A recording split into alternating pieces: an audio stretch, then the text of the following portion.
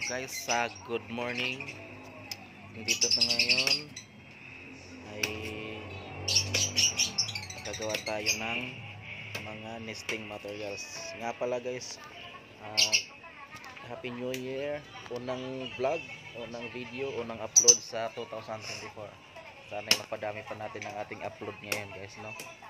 So ngayon, nakita nyo, naghahanda ako ng nesting materials. Yan po ay malunggay, mga sanga ng malunggay.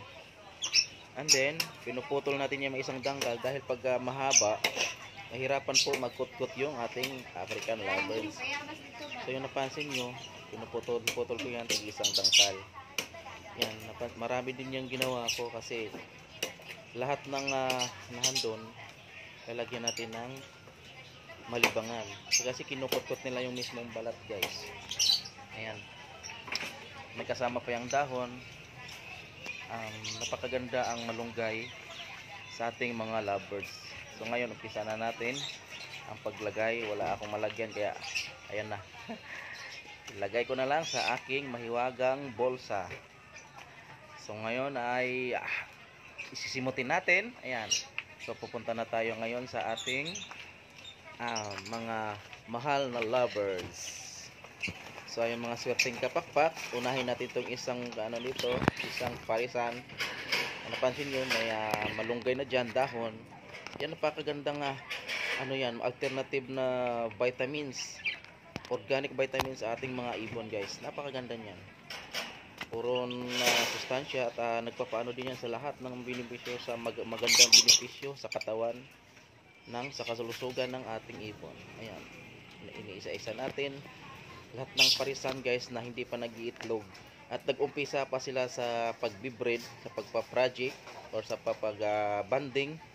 Ayan, nilalagyan natin dahil ang malunggay nga pala, pag kinukutkot nila yan, parang nakakatulong din yan sa pagbaband nila. Ibig sabihin sa pagsasama nila na magkakaroon sila ng chemistry para sa kunyari kung gubaga nagliligaw sa tao, nagliligaw, ganun din yun ang alves.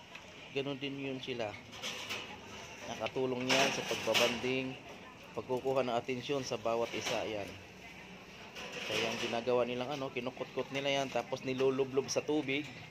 May tubigan kasi ako dyan, kaya huwag kayong magtaka guys na yung tubigan nyo medyo kinabukasan, maya maya madumi na Nakita nyo yan, sanga po yan nyo, napansin nyo guys, wala na siyang balat, kaya ginagawa na nilang yung pugad. Itong sa may nest box, andyan nasa loob, nilalagay nila sa loob. Yan, napakaganda talaga ang malunggay. Maraming tulong ang malunggay sa pag-iibon. Ayan. Yan, sinisingit pa ni ibon. So yung mga ibon ko diyan, pasaway malikot papaloyin ko na sa puwet ng handjok lang. Ayan, okay. Andito naman yung parisan ng Lutino, back to back Lutino Otas. Papakita ko sa inyo guys sa sunod na vlog, kaya subaybayan nyo lang sana ang aking vlog kasi lahat ng natutunan ko i-share ko sa inyo para parehas tayong magkakaroon ng idea, dahil ako ay isang taon pa na sa pag-iibon. Marami pang gustong matutunan at marami pa akong dapat matutunan sa pag-ID, sa pag-iibon. Ayan, tapos marami kasing mutation ng ibon, kaya subaybayan nyo sana ako guys para tayo ay magkwentuhan sa lahat ng mga gusto mag-ibon dyan. Ngayong 2024, pupokus na ito dito dahil napakaganda ang mag-ibon, napaka-fresh. Ayan, ito naman, ito yung parisan ko ng ayan, tuktukin muna natin bago para hindi sila mabulabog. Ayun, papalabasin natin yan kasi nasa loob sila Ayan, lumabas na yung green fisher o normal na eggs. Yan. Ibig sabihin ng normal, hindi siya opaline, wala siyang karga, wala siyang mga dugong kahit ano-ano. Normal fisher lang po siya, or normal African lovebirds. Kasi hindi siya opaline. Kung napansin nyo, di-discuss natin sa susunod ng malapitan, kukunin natin yung ibon. Meron siyang sa may buntot, pag tinitingnan mo sa buntot, meron siyang tinatawag na baring. Ibig sabihin, meron siyang ibang kulay na nakahalo bago buntot hindi rin niya napansin yung buntot, meron siyang kulay na itim or something na ibang kulay. Sa buntot ng opaline is kung ano yung katawan, kung ulo, dire-diretso yung kulay patungong buntot, wala siyang halo. Yun yung opaline. Kumbaga malinis po yung kulay niya pag opaline. Pero ang fisher, meron siyang bahid, meron siyang baring na tinatawag. So kahit ganun pa man, ang fisher o opaline o mga high mute, dapat sa pag-iibon, iisa lang po ang atensyon natin sa kanila kasi parehas po silang ibon. Parehas po silang may buhay. Kapag lang talaga, hindi naman sa hindi man maitago na iba yung natin sa pag-aalaga sa may mahal na klase ng ibon na may mga karga at saka sa normal. Pero iwaglit natin yung ganong ugali, guys. Ipapantay natin ang kanilang pagmamahal, mamahal man na ma-pricey man na ibon o normal lang. Iparehas natin ang ating turing sa kanila, ang ating pagmamahal sa kanila kasi hindi yan ma-mutate o hindi makakaroon ng magandang klaseng mutation ng ibon kung hindi tayo nag-umpisa sa normal. So ngayon, kukunin natin yung mga sisiw. Bago natin kukunin ang sisiw pala, lulublok natin yung kamay sa feeds kasi meron mga parisan, guys, yung mga parents na pag naamoy yung kanilang sisiw or itlog na iba ang klase, lalo na pagka kumain ka tapos ang nagkakamay ka tapos amoy tuyo, yun, babasagin nila yung itlog, guys, o di kaya yung sa sisiw tutukain nila yun, guys, iiwanan. Kaya napaka-sensitive din yung ibang Africa natin, no. So bago natin ilulublok natin ito, kukunin ko, guys, na sisiw. Ang dalawa dito anak mismo ng parents na Alps na normal. Yan. Ayan. Yung dalawa dyan pina-poster ko. Ibig sabihin mo yung poster, guys, yung anak ng iba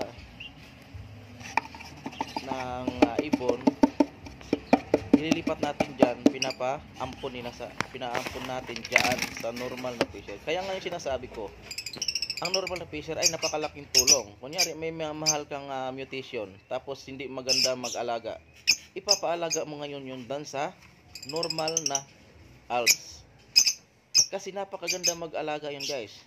Kaya nga sabi ko sa inyo, huwag nating ituring na porket mahal yung ibon mo, yung isang parisan mo, yun yung mahalin mo, yun yung alagaan mo, aarugain mo ng maganda. Pero hindi, guys, lahat sila aarugain natin ng tama, maganda pagmamahal kasi hindi lang ka basta nag-iibon, guys, dapat may kasamang pagmamahal. Ayan, napansin yung mga sisiw ko, ayan, may green dyan, yan yung dalawa. Dapat napansin nyo rin yung dalawa dyan na parang puti, yan yung pag lumaki yan ay parblo kasi ang parents yan back to back parblo upa post dan. Yan, yan, tagdalawin yung dalawang medyo malaki dyan, napansin nyo, yun yung anak mismo ng fisher natin. Ayan. So ngayon, yun yung parents ng dalawang medyo malaking green. Yan. Pag lumaki yan, hindi natin alam kung upa yan kasi hindi ko na rin kung may split upa yun. Yan. Yung dalawa na yan na maliit, yan yung pinaposter ko yan. Pinapaalagaan ko sa parents na yun. Medyo yan, may karga na po yan. Yan po yung post ino. Post dan. Yan po yan. Mga possible dan na linyada. Yan naman fisher. Yan, napakaganda. Big. Ayan. Yan yung kagandahan, guys, sa ating ibon. Napakaganda nila, guys, no. So ngayon, gaya ng sinasabi ko, pag nag-iibon kayo, hindi lang sa pag-iibon, huwag yung isipin yung kita, at least mahal nyo, nag-enjoy ka, focus ka, yung passion mo, pag-aalaga, huwag mo sasaktan yung ibon mo, papakainin mo. Obligasyon natin, responsibilidad natin na alagaan sila, nga dapat nga nakakawala sila sa gubat, pero andyan siya sa kamay mo, dapat alagaan natin. Ayan, kasi balang araw makagaganti din yan. Ayan. Sa pag-iibon, huwag natin hahayaang ma-stress ang ating ibon at huwag natin hahayaang masaktan yung ating mga alagang ibon. So dito na lang, guys. Happy New Year. Happy 24. God bless guys. Sana mag-boom ang ating passion show. Passion show. Guys.